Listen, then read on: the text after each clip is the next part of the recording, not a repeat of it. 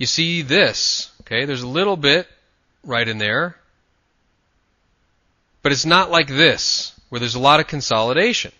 So the market's probably going to move through that fairly quickly because it can, for the exact reasons in the example I just gave you. So my target was down here. But it didn't do that. So if it didn't do that, then where is it going to go? Well, you know what? Active markets just don't like going nowhere. So if the market can't go down, it's probably going to go up. So how do I plan for that? Well, one way would be to, if your stop is right about here, would be to take a few pips above that for momentum and get in for the market going upwards. Okay, what I did here is 10 pips. Okay, so there was my stop. I go 10 pips higher, and now what am I doing? I want to go long. So I'm out of my short position. I'm in a long position now. Hopefully the market's going to move up. And you notice I said hopefully. How do we decide, though, that we're going to trade that? Well, we've got to take a look at how many times out of 100 we think we can make money. So let's look at a couple of examples. One example would be stopping out just below the angled support line here and just below the moving average here. That would be a 45 pip loss. And then we can also look at what happens if we stop out below this low. That's about 66 pips. And let's take a look at some numbers that are very conservative first. Okay? Let's take a look at 45 pips over here, winning 60 pips. I forgot to mention that. The trade I would expect to make about 60 pips. So what happens if we win 40%? Okay, let's start doing some math. If I'm winning 40, losing 60,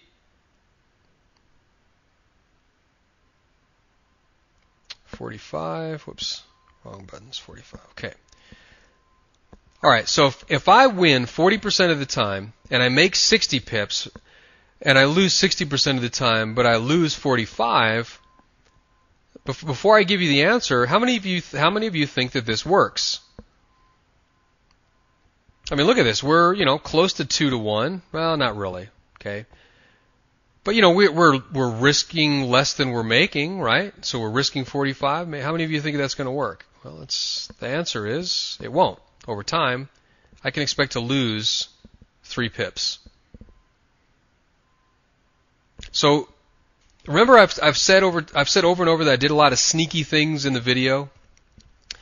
Well, one of the things that I did, and this is something that's misunderstood, unfortunately, is I talked about 2 to 1. The 2 to 1 I wasn't trying to say that I always exit at this point. What I'm saying is that it is a conservative guideline because of this. Because if I'm not at least at 2 to 1, what's going to happen if my percentages are low?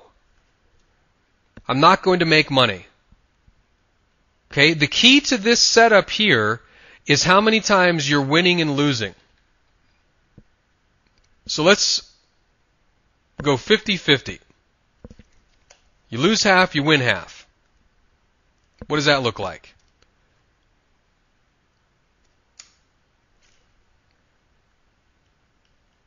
$7.50.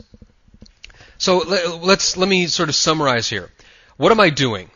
Well, what I'm talking about is, number one, how do I plan? How do I decide when to get in this stuff, Mac? All this stuff looks great and it's really exciting, but man, I don't know, I look at the chart and I don't know what to do. Okay, so in the video, remember, I talked about going short, okay? Talked about selling over here, which means you're taking a partial profit there.